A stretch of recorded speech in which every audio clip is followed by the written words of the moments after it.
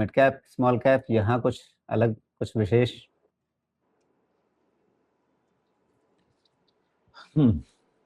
तो Nifty mid cap पहले बात करते हैं जी।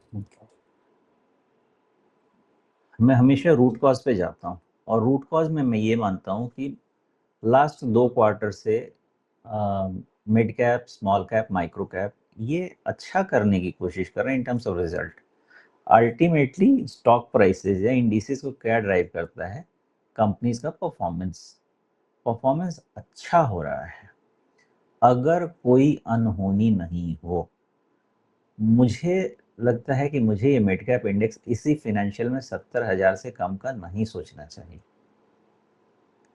और मेरा पूरा ध्यान केंद्रित है रिजल्ट्स पे, वहाँ पे जो परफॉर्मेंस आ रहे हैं उसके बेसिस पे।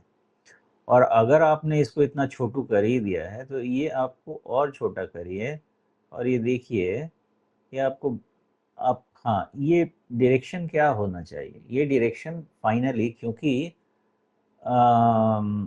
ऑलमोस्ट सितंबर, हमारा आगे जून जुलाई अगस्त, तो अगस्त सितंबर में 2 साल हो जाएगा, तो 2 साल मतलब 20 महीने हो गए ना, सॉरी 21, भाई साहब 21 महीने होने को हैं, हमारा कोई रिटर्न नहीं बना है बाजार से।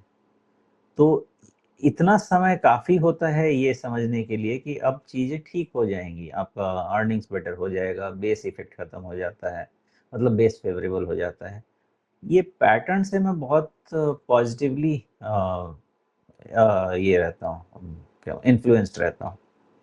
और कोई ऐसा रीज़न मुझे फ़िलहाल नहीं दिख रहा भारत में कि ग्रोथ, मॉडरेट ग्रोथ भी नहीं चले, कोई रीज़न नहीं दिख रहा। मैं पूरे ये फाइनेंशियल ईयर के लिए अभी भी पॉजिटिव रहूँगा ये पैटर्न पे, खासकर mid small and micro cap के, और मज़ा माइक्रो कैप में ज़्यादा आएगा, मुझे ऐसा लगता है, क्योंकि माइक्रो कैप का डेफिनेशन भी 10-15 हज़ार करोड़ की कंपनी का हो गया, मार्केट कैप की कंपनी का हो गया है। तो मुझे तो ठीक लगता है। अब बाकी आने वाले समय में इसका जवाब मिलेगा। आप शायद, मुझे लगता है आपके चार्ट में ही मैं हमेशा देखता हूँ, एक जी आपका पर्पल लाइन 50 डीए में होगा और 200 जी रेड ना। बिल्कुल। तो आप तो इस अच्छा, तो आप कह रहे हैं कि गोल्डन क्रॉस बन गया? मानना चाहिए इस चीज़ को, क्योंकि मैं देखिए हमेशा मल्टी फैक्टर मॉडल में जाइए, तो गोल्डन क्रॉस अगर बन रहा है और साथ में अगर कॉर्पोरेट प्रॉफिटेबिलिटी इंप्रूव हो रही है और सेंटिमेंट्स एकदम ऑल टाइम लो हैं, जब पूरे संसार में, मतलब पूरे भारत में ऐसा लगे कि अब हमारा जीवन में कुछ नहीं हो सकता है, तभी कुछ होता है। तो सारे दरवाजे तो बंद दिख रहे हैं, मुझे लग रहा है कि ठीक होगा, चीज़ें जी, ठीक होंगी। तो यहाँ से अच्छा होगा और ये गोल्डन क्रॉस इसका एक पूर्वाभास देना शुरू कर चुका है। ठीक है, तो लेकिन यहाँ पे संदीप पूछ रहे हैं कि क्या इस चार्ट में यहाँ पे आप मतलब गैप फिलिंग प्रोसेस यहाँ भी तो बाकी नहीं बची हुई है? यहाँ पे तो 2-2 बड़े गैप बचे हुए हैं और इस पर आपने पिछली बार भी कहा था, बताया था। लेकिन इस सवाल को थोड़ा स्पेसिफिकली अगर देख लिया जाए कि हाँ, इन 2 गैप्स पे कितनी नज़र रखनी चाहिए, कितना खतरा ये हो सकते हैं आगे के लिए? नंबर 1, कभी भी गैप फिलिंग प्रोसेस को रूल आउट करके नहीं चलता है। And number 2, area gap fill नहीं होना कोई एबनॉर्मल सिचुएशन नहीं। अगर यही आपका समझें कि ब्रेकअवे गैप होता जो कि पैटर्न के बाहर होता, या उसके बाद का फॉलो अप जिसको कंटिन्यूएशन गैप कहते हैं वो सब रहता, एग्जॉशन गैप तो पक्का फिल होता है, अगर उस तरह की चीज़ रहती तो हो जाता।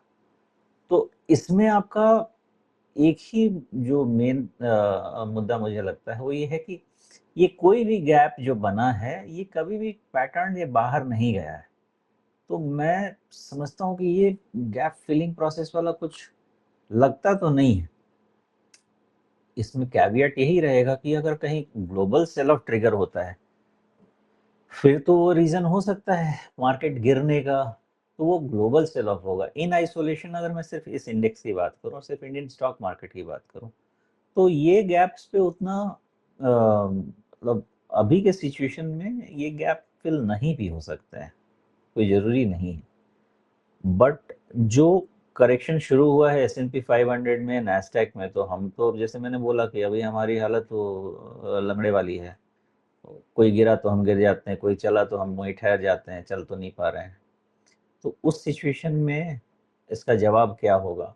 जवाब मिलने के लिए ये हम मिड कैप का ही बात कर रहे हैं ना, जी। तो जवाब मिलने के लिए हम क्या कह सकते हैं? जवाब मिलने के लिए कह सकते हैं कि गैप फिलिंग का पॉसिबिलिटी बढ़ेगा तब जब 60,000 के नीचे इंडेक्स क्लोज होना शुरू करेगा, तब। उस समय नहीं चाहते हुए भी गैप फिलिंग की पॉसिबिलिटी हो सकती है। जी। तो 60,000 या फिर ये 200 डे मूविंग एवरेज आपका 59,000 के आसपास आ जाएगा। तो अगर 60,000 टूटता भी है और ये 50 day moving average, 200 day moving average दोनों बिल्कुल आसपास हैं, ये भी तो सपोर्ट बन सकते हैं। बन सकते हैं, लेकिन वो सब पियर्स हो जाते हैं ना, तो थोड़ा भी पियर्स हुआ तो जिन भाई साहब का क्वेश्चन था उनकी इच्छा पूरी हो जाएगी ना, गैप फिल हो हाँ तो जाएगा। हाँ तो उस हालत में एक गैप तो पूरा हो जाएगा, लेकिन ये नीचे वाला गैप तो बहुत दूर है। एक्चुअली देखिए, इतना ये जो गैप है ना, ये कोई ज़रूरी नहीं है कि फिल हो रहा है, ये कोई ज़रूरी नहीं है, जी। क्योंकि रीज़न तो जी। एज सच कुछ वैसा बन नहीं रहा है। अब अगर रिन्यूड वॉर हो गया, अगर फिर से मतलब सोए हुए लोग जाग गए, फिर से मारपीट शुरू कर बिल्कुल। दी, तो एक दिन में गैप फिल होगा, 2 दिन में गैप फिल होगा। सिचुएशंस को हम किस बेसिस बिल्कुल। पे एनालाइज करें? जो हमारे सामने जो पहलू हैं उस पे ना। तो सारे पहलू को अगर देखा जाए तो मैं तो यही समझता हूँ कि डोनाल्ड ट्रंप को अगर लड़ना होता ना, अब तक लड़ गया होता, बहाने नहीं ढूंढता।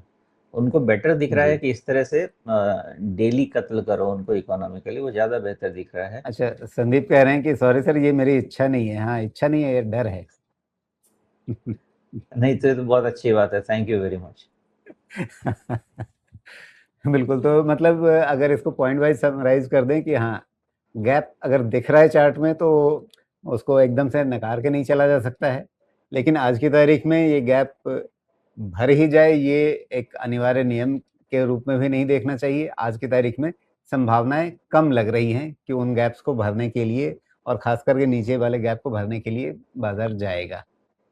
ठीक है, तो अब स्मॉल कैप आपने ज़िक्र किया है कि माइक्रो कैप्स में ज़्यादा संभावनाएँ बन सकती हैं, और जब स्मॉल कैप होंगे तो वही संदीप कह रहे हैं कि अगर हम उस सेगमेंट में जा रहे हैं जहाँ माइक्रो कैप भी हैं, स्मॉल कैप से भी नीचे के सेगमेंट में, तो वहाँ तो बहुत सारे पेनी स्टॉक भी होंगे। फिर मतलब अपना डिसिप्लिन कैसे रखें और लालच पे कैसे अंकुश रखें? देखिए अभी के सिचुएशन में आप जितना close to $1 billion companies market cap के आसपास रहेंगे, उतना अच्छा है। 10-15% का डिविएशन ले सकते हैं। 8 से 9,000 10,000 करोड़ मार्केट कैप की कंपनी में आपको लिक्विडिटी डिसेंट मिल जाती है, वहाँ पे ठीक ठाक जगह बनेगी। तो जी। अब बिल्कुल मतलब ये है ऐसे कि समय स्मॉल में कैप जबकि और मतलब ये है कि स्मॉल कैप, माइक्रो कैप पे ध्यान दें, लेकिन एकदम वो चवन्नी छाप शेयरों पे टूटने की ज़रूरत नहीं है। करेक्ट बात है, मतलब नैनो कैप अभी उधर में ना जाएं, या वो एसएमई वाले में नहीं जाएं, नहीं तो बहुत सारे राजेश एक्सपोर्ट्स बैठे पड़े रहेंगे आपके पास। बिल्कुल। वैसे राजेश एक्सपोर्ट का आपने ज़िक्र छेड़ दिया है, मुझे मोटिव समझ में नहीं आया। किसी भी अगर आप कोई फ्रॉड करते हैं तो उसमें कोई मोटिव होता है। इसमें आपने दिखाया कि हाँ, मेरी 2 लाख करोड़ रुपए की रेवेन्यू है और 2 लाख करोड़ रुपए का मेरा एक्सपेंस भी है। वो बुक एंट्री हो गई। उससे आपने मार्केट को इन्फ्लुएंस नहीं किया। आपने मार्केट को ये कोई झांसा देने का काम नहीं किया जो सत्यम के समय हो रहा था कि हाँ, मैं बहुत कमा रहा हूँ। नहीं, रेवेन्यू तो आपने इन्फ्लेट किया ना, तो रेवेन्यू इन्फ्लेट किया इसका मतलब ही है ना कि आप बहुत कमा रहे हैं। नहीं, आप उसको रेवेन्यू, बॉटम लाइन में लेकर के नहीं आ रहे हैं ना, वो जो सत्यम में हो रहा था। दैट इज बिकॉज राजीव जी बहुत सारी चीजें ऑफ बैलेंस शीट निकल रही होंगी।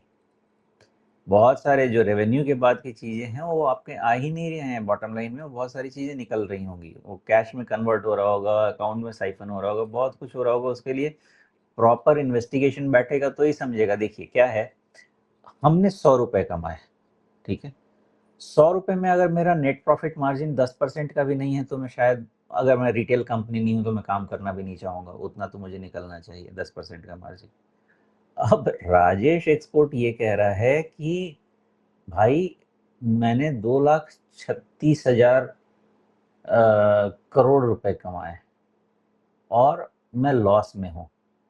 ये पैसा कहीं ना कहीं ये जो पैसे हैं, आप मानने वाली बात ही नहीं है कि विथ 0% मार्जिन आप इतना बड़ा रेवेन्यू कर रहे हैं, इतना बड़ा रेवेन्यू, और पूरा का पूरा आप एक्सपेंस दिखा रहे हैं। आप जब ऑडिट शुरू करेंगे ये पूरा एक्सपेंस ही झोल होगा। वहीं पे तो सब मामला चल रहा है कि आप कमा रहे हैं लेकिन आप कह रहे हैं कि मेरा सब खर्चा हो जा रहा है। ऐसा कौन सा बिजनेस है भाई कि तुम 2.5 करोड़ कमा रहे हो और 2.5 करोड़ के ऊपर का खर्चा कर दे रहे हो, और आज से नहीं कर रहे हो। ये साल वाले में भी चले जाएं तो साल वाले में भी 2021 से आप कह रहे हैं कि हमारा ऑपरेटिंग मार्जिन ही 0 है। ओके, और आप ये कह रहे हैं कि मेरा कॉस्ट ऑलमोस्ट सेल्स के बराबर ही है। तो ये तो क्लियर कट झोल नंबर में यहीं पे दिख रहा है। बाकी तो ऑडिटर्स को ही समझना पड़ेगा कि किस बेसिस पे सर्टिफिकेट देते थे।